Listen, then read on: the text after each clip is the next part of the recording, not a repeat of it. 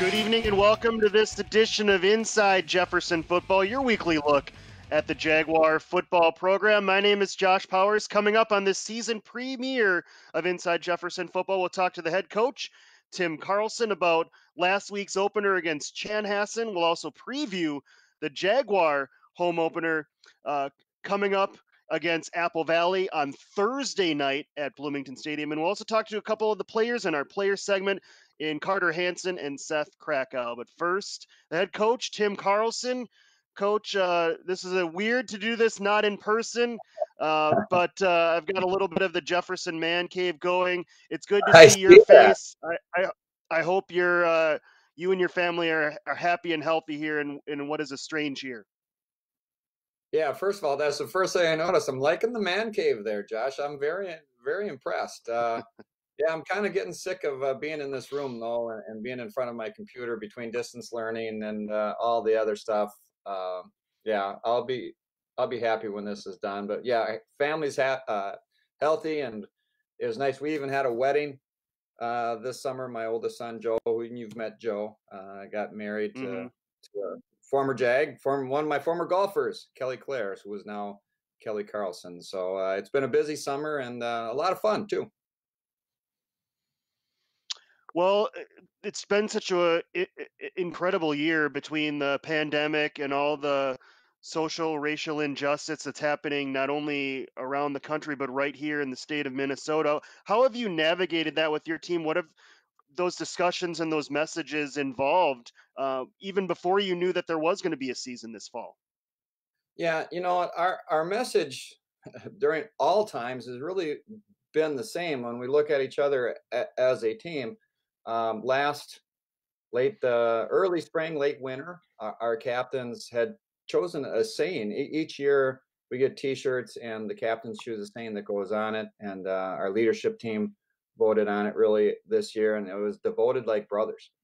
Um, and I think you can't have picked a better saying for the year that we've gone through in a lot of ways. And you know, it's something that we really try to teach them, is to love each other, care about each other, um, you know, all the time. We're not going to get along all the time, but we should love each other all the time. And there's a special rule we got that I'm not going to say it because I'll get in trouble here at home. But you know, we'll be upset with each other at times, but we want to love each other, care about each other, respect each other, and be there for each other. And we're going to do that like brothers. And I have two brothers that I knew how to drive crazy.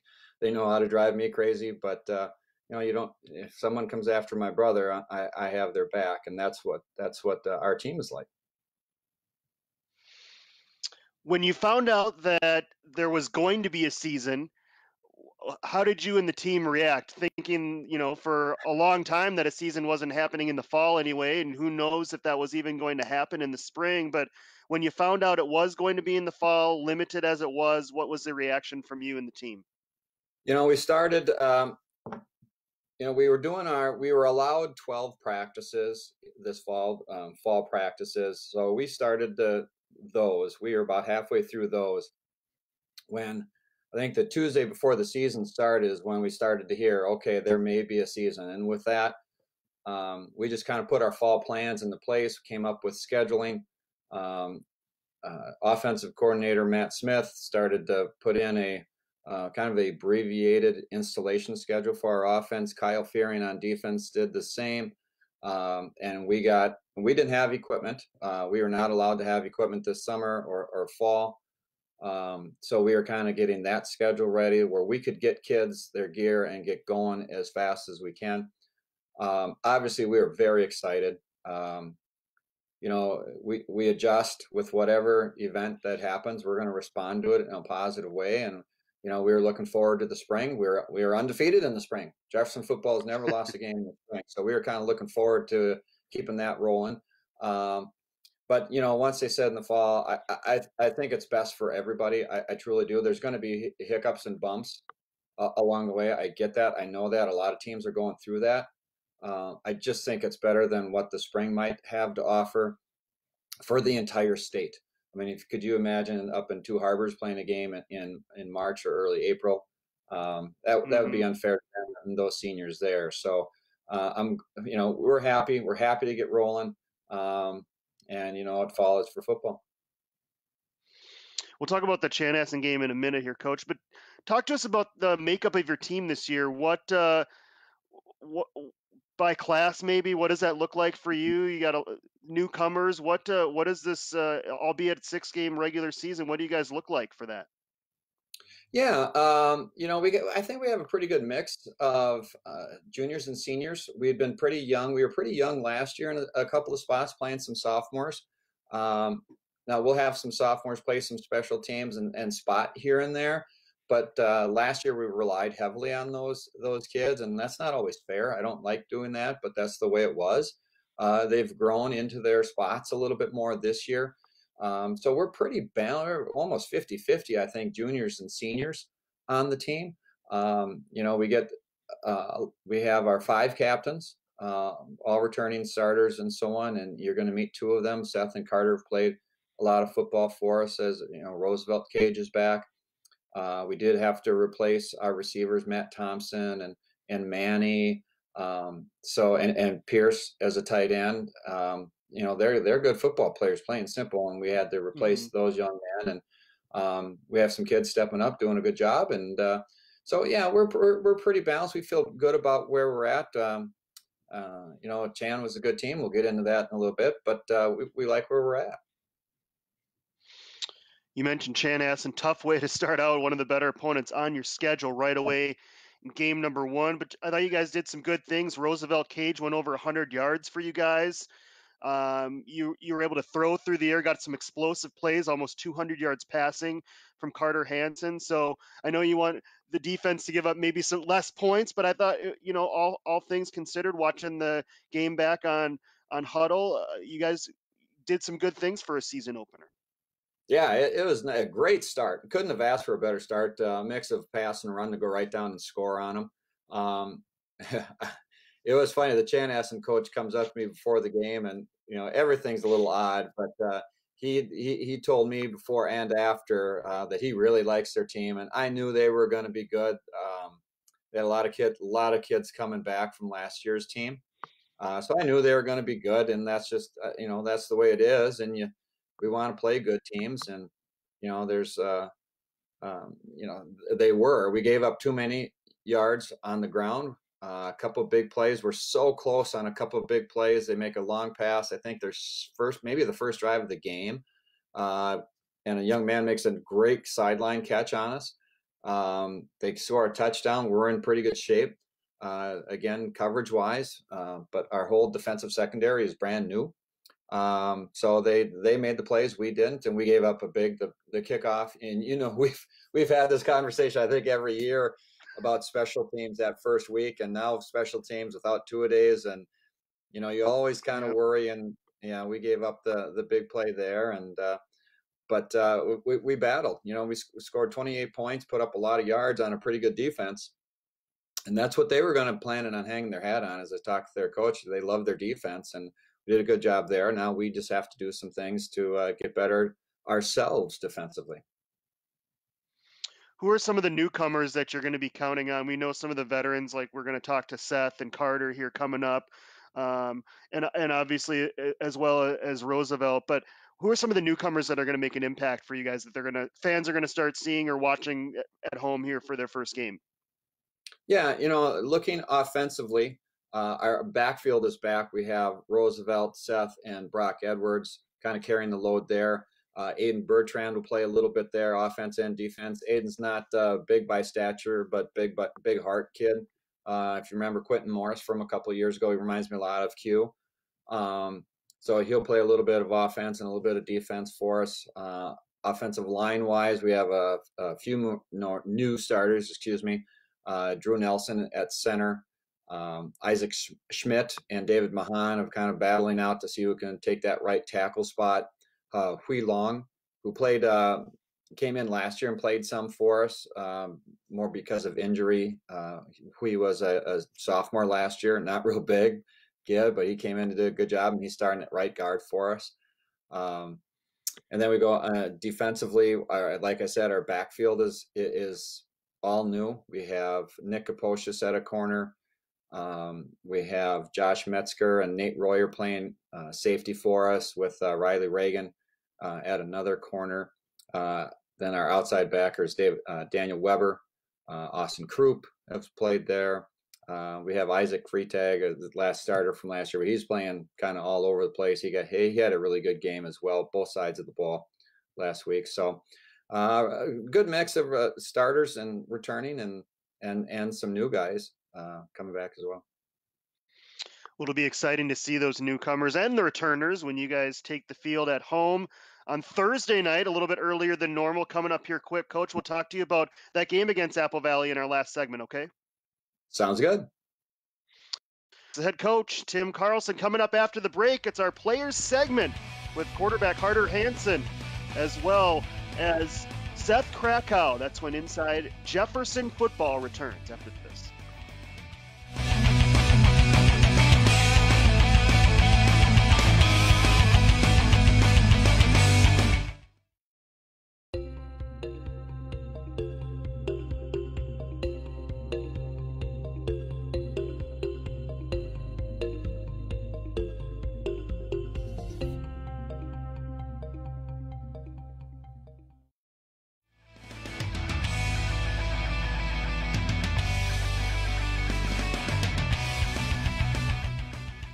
Back on Inside Jefferson Football, the Jaguars come home for the first time in 2020 when they take on Apple Valley. It's a little bit earlier start than normal, and I don't mean on a Friday. It's a Thursday game for Jefferson. Again, Thursday, 7 o'clock at Bloomington Stadium. We will have it for you live on BEC-TV. And two guys very familiar with Apple Valley and also Jefferson football join me now, Carter Hansen, Seth Krakow. Thanks a lot, guys, for joining me. Of course. Thank you. I'm excited to be here. All right, Carter, let's start with you. You're the quarterback, your second year, and I thought you did some nice things against a very strong Chanhassen defense. You threw for almost 200 yards. You had a couple of TDs, no interceptions, more importantly, against Chanhassen. How did that first game go from your standpoint? Oh, I think it went pretty well. The offense did a lot of good things. I tried to limit the sort of the like big play sort of mindset, just kind of march down the field as we can, and we did that pretty well. Especially on that opening drive, Carter, how did it feel to just take that opening kickoff, drive right down the field, and you had a couple big plays through the ground, and then you saw Roosevelt punch it in from, I think, 8 yards out. How did that feel on that first drive to click so nicely? Yeah, that was a great feeling. We were excited to get that first touchdown out of the way. Most of us were a little bit nervous to see what was going to happen, but after that, the butterflies went away and we were ready to go. Seth, you're also a big factor in this game. You caught a nice little touchdown pass, I think 5 yards out from Carter. Looked like a nice little over-the-shoulder grab with a little bit of quick footwork to get those feet in bounds. Walk us through that play. I have to give all the credit to Coach Carlson on that play. He drew that up right after the timeout. So we called the timeout, and he and Coach Smitty were talking, and he told the two outside receivers to run slants, and he told me to run a sail right over the top. And Carter just threw a perfect ball, and I just got my feet in bounds, hoping that it would be a touchdown, and the ref put his hands up, and we were all excited and had great momentum going into half. Back to you, Seth. What has this year been like for you and the team with the COVID-19 pandemic? You're not sure if you're going to play a football season, then it's in the spring, and then all of a sudden it's in the fall, and you got like 2 minutes to prepare for the season. How crazy has that been for you? Yeah, it's been a difficult ride for sure. We were all kind of skeptical of what was going to happen and not sure it was going to happen, but we were ready for everything and anything at this point. And when we got the news that we were going to play, I think we were all excited more than anything, just because we were ready to play, and we've been working so hard and had the opportunities that we've had in the summer and fall to get ready for this. So I think we're all just ready and kind of excited to play. And it's kind of the same thing for you, Carter, being that you're both seniors, and we saw last spring that spring sports for that senior class did not happen. I have to imagine, your last go around, you're only a senior once. Has to be a great feeling to get this season in, even though it started late. Yeah, for sure. We were super excited when we got that news. It would have been devastating for us to never play together again. So, Carter, walk us through some of the younger guys that are going to be stepping up. We know about yourself and obviously Seth and Roosevelt at the running back spot, but some of the younger guys that Jefferson fans are going to see get involved here in the offense. yeah, for sure. The receivers aren't really young, I would say. So we have Isaac Freitag. Coach Carlson touched on him a little bit when you were talking to him. We have another senior who came back. He didn't play football his 10th and 11th grade year, Sam Wanzik. He caught the 70-yard touchdown from last week. So we're going to see a lot of him. Harrison Chappell, our big tight end, he'll be mixed in the offense as well a lot. And sort of our fill-in receiver, Austin Krupp, he's the youngest out of the 4 receivers we have. And I'm sure he'll be a big part of our offense as well. Seth, what did you summer with the pandemic happening to try as best as you can? It's easy for me to say I didn't do a great job of it for you, but for you to try to stay in shape, to stay focused, and to do your best to prepare for the upcoming season or what you thought might be a season at some point. Yeah, I think I just had the mindset of that we were going to have a season and try to do everything in my power and our power as a team to try to keep people in the weight room and stay in shape and conditioned. So I did what I could. Like, I have a workout set up at home that I can go lift and do everything like that. But I also try to get my teammates out to the field with me, and we just go around and throw routes, mess around, but obviously stay safe and just work as hard as we can with what we are able to do. For both of you guys, Bloomington's fully distance learning. What have been the challenges, Carter, in distance learning? I know from my standpoint, it's hard for me to get my 8-year-old and my 5-year-old to get on their kindergarten and third grade Zoom calls. But what has it been like for you in this crazy time to do everything over a computer and not in person? Oh, obviously it's tough since we aren't in school, I guess. But so we have in high school we have 3 classes each day on like over a Zoom meeting or something like that, and those have gone well. I think the teachers give out the information we need, and if we need any help, they're there for anything, I guess. How about you, Seth? What has that been like from your standpoint? I'm sure you miss all the interaction, and that's what's such a big part of that high school experience is you get to be with your friends all day, every day, whether that's in class or in hallways, between classes, lunch hour, whatever. But now you're forced to just see them how we're seeing each other right now on a computer call. Yeah, I mean, it's definitely difficult. I love being in class and interacting with all my schoolmates and teachers. And it's more difficult not to like be in person in class and like see the in learning. It's not the same like as in school learning, but the teachers are doing a good job of making sure everyone knows what they're able to do and getting their work done. So I think it's going pretty well. All right, last one for you guys each to close. Carter, one thing you're looking forward to about getting this home game on Thursday night at Bloomington Stadium. I'm excited to light up the scoreboard. I think as an offense, we feel like we can put up a lot of points against Apple Valley. So I'm excited to see what we can do. I like that. Actually, I also like that you knew the exact yardage of that Sam Wanzek touchdown.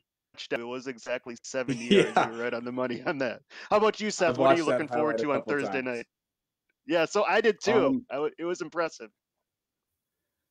I'm looking forward to a team victory. I hope we can take the W home and sing our school song in front of all the fans that can be there, I guess. All right, we're looking forward to it as well, guys. Just 48 hours away. Stay safe, and we'll catch up with you Thursday night, okay? Thank you. Sounds Thank good. you. All right, that's Carter Hansen, Seth Krakow joining me on the Players segment. Coming up after the break, we catch up with head coach Tim Carlson and talk about Jefferson's upcoming home opener against Apple Valley when Inside Jefferson Football continues.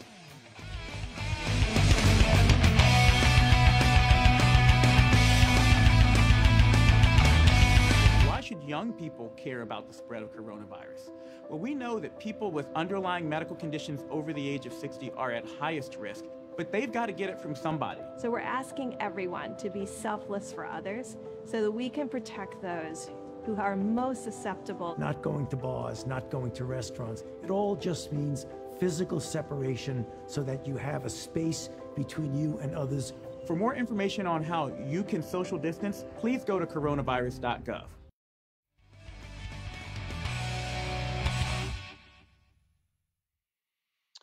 Back on Inside Kennedy Football as Jefferson starts its home portion of the schedule on Thursday night, the home opener against Apple Valley. 7 o'clock start at Bloomington Stadium. Again, that's Thursday, a day earlier than normal. We'll have it for you live on BEC-TV. Back with the head coach, Tim Carlson. Coach, this game being moved to a Thursday, if you've been following Minnesota State High School League, this is not an unusual thing. There's games all over the place. We got Wednesday games, Thursday games, Saturday games. Quite frankly, there's been a lack of officials with the pandemic, and this game moved to Thursday, not unusual at all. So maybe touch a little bit on that. Yeah, and as the home team, it's our choice. And be honest with you, I'll be glad to get into this weekend so you can almost take a breath. You know, it's 2 weeks to rush for game one and then a short week.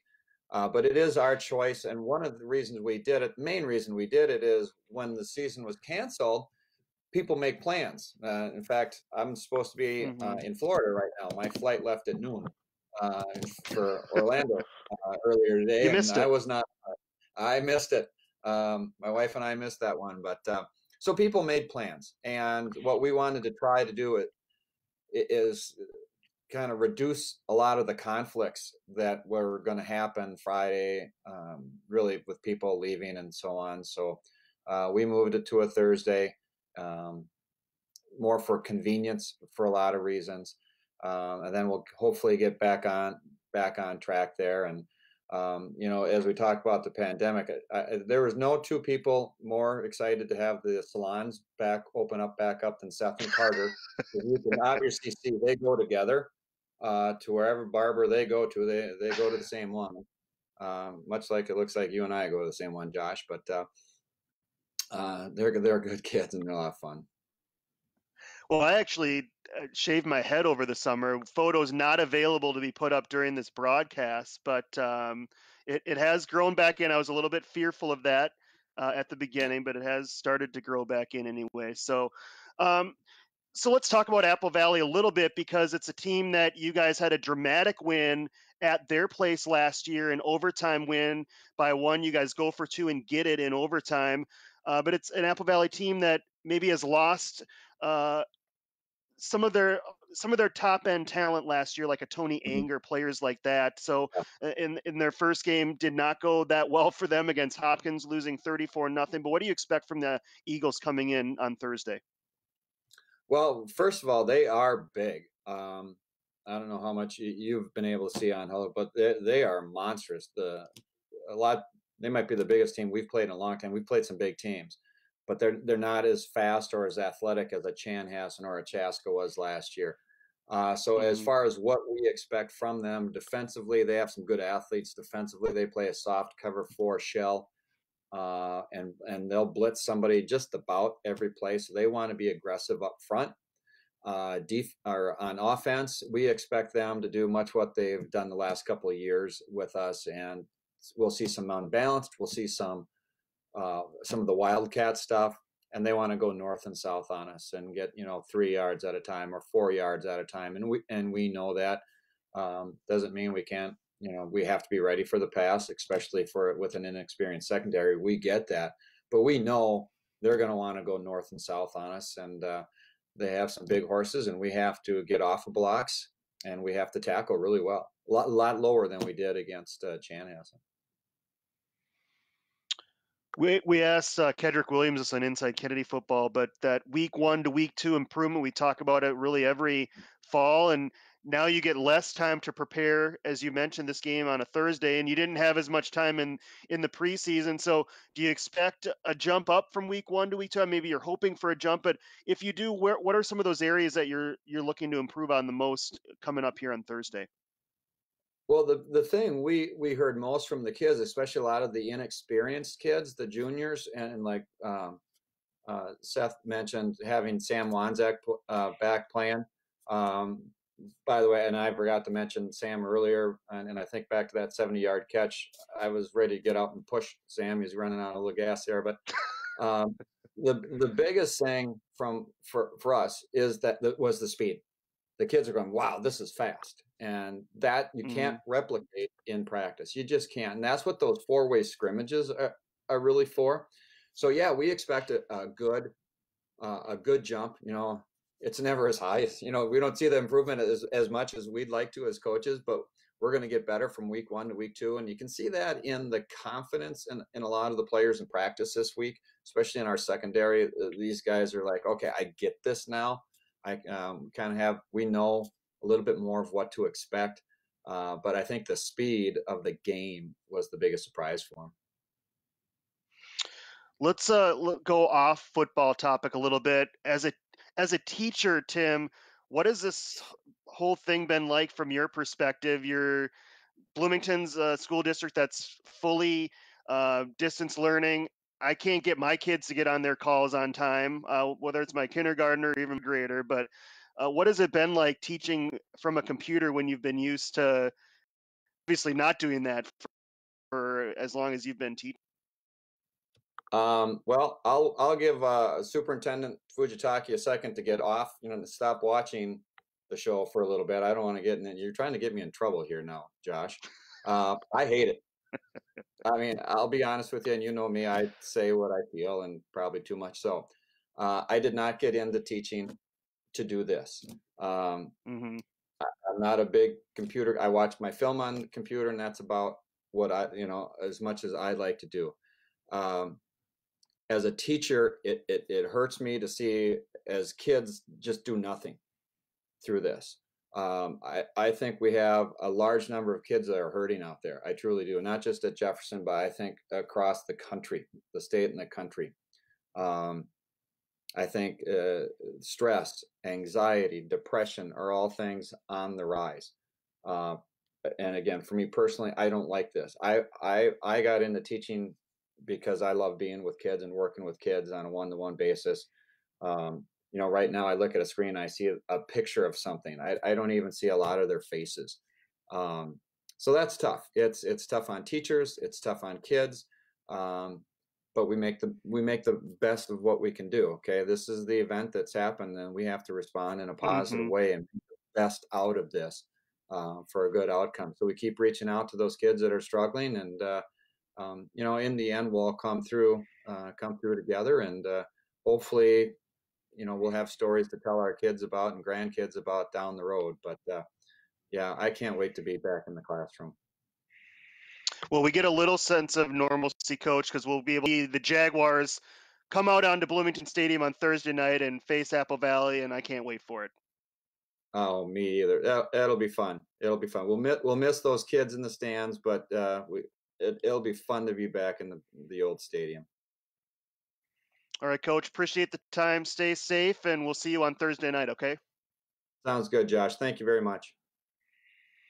All right, that's the head coach, Tim Carlson, as we put a bow on this premier edition of Inside Jefferson Football. Again, the Jaguars, a home game as they kick off their home portion of the season.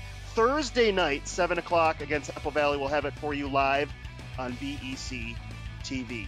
Until then, for our crew, this is Josh Powers saying so long from my basement studio.